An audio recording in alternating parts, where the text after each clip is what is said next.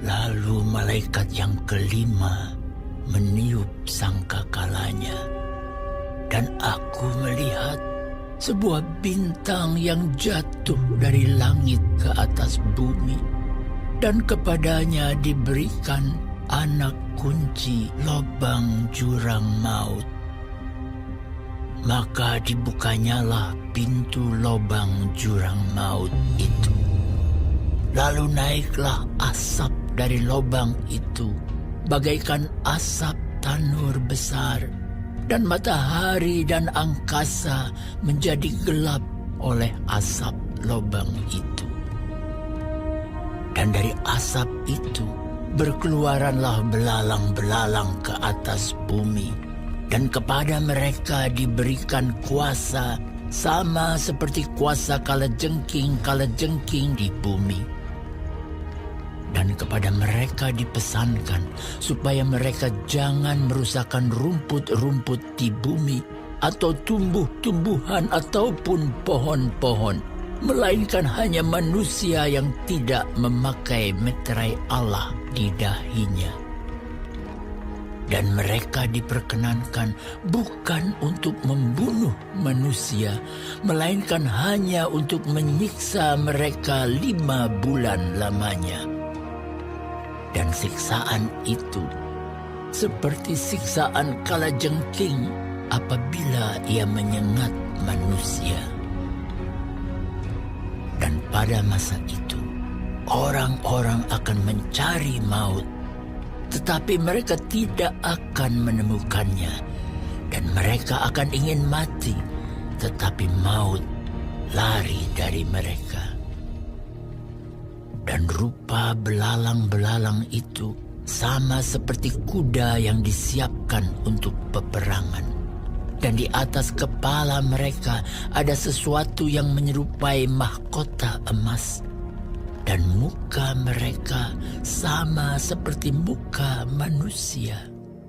Dan rambut mereka sama seperti rambut perempuan, dan gigi mereka sama seperti gigi singa.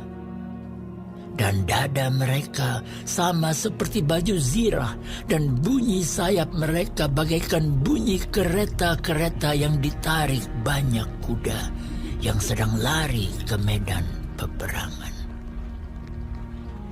Dan ekor mereka sama seperti kalajengking dan ada sengatnya. Dan di dalam ekor mereka itu terdapat kuasa mereka untuk menyakiti manusia 5 bulan lamanya. Dan raja yang memerintah mereka ialah malaikat jurang maut. Namanya dalam bahasa Ibrani ialah Abaddon, dan dalam bahasa Yunani ialah Apollyon. Celaka yang pertama sudah lewat. Sekarang akan menyusul 2 celaka lagi. Lalu malaikat yang ke-6 meniup sangkakalanya, dan aku mendengar suatu suara keluar dari ke-4 tanduk mezbah emas yang di hadapan Allah, dan berkata kepada malaikat yang ke-6 yang memegang sangkakala itu, "Lepaskanlah ke-4 malaikat yang terikat dekat sungai besar Efrat itu." Maka dilepaskanlah ke-4 malaikat yang telah disiapkan bagi jam dan hari, bulan dan tahun, untuk membunuh 1/3 dari umat manusia. Dan jumlah tentara itu ialah 20.000 laksa pasukan berkuda. Aku mendengar jumlah mereka.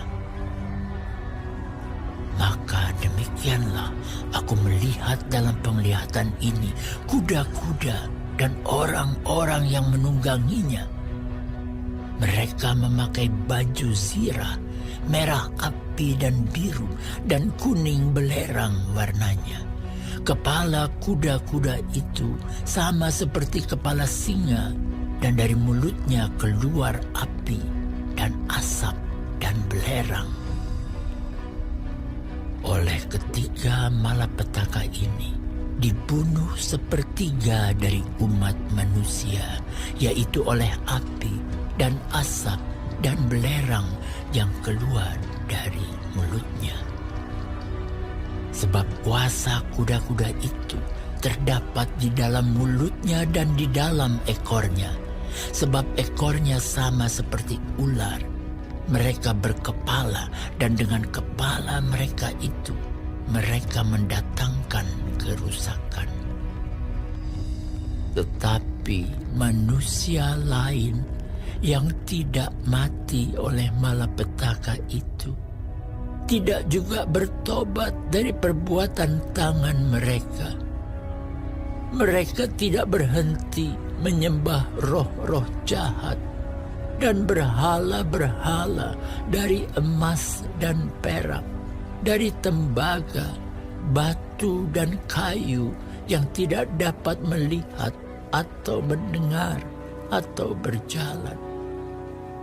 Dan mereka tidak bertobat daripada pembunuhan, sihir, percabulan, dan pencurian.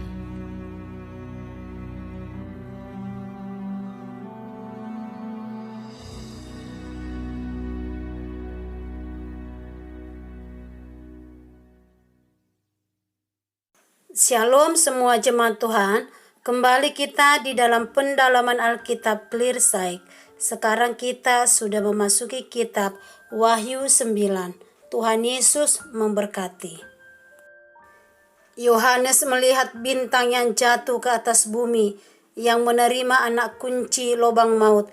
Di ayat 1 dikatakan, lalu malaikat yang kelima meniup sangkakalanya, dan aku melihat sebuah bintang yang jatuh dari langit ke atas bumi, dan kepadanya diberikan anak kunci lubang jurang maut.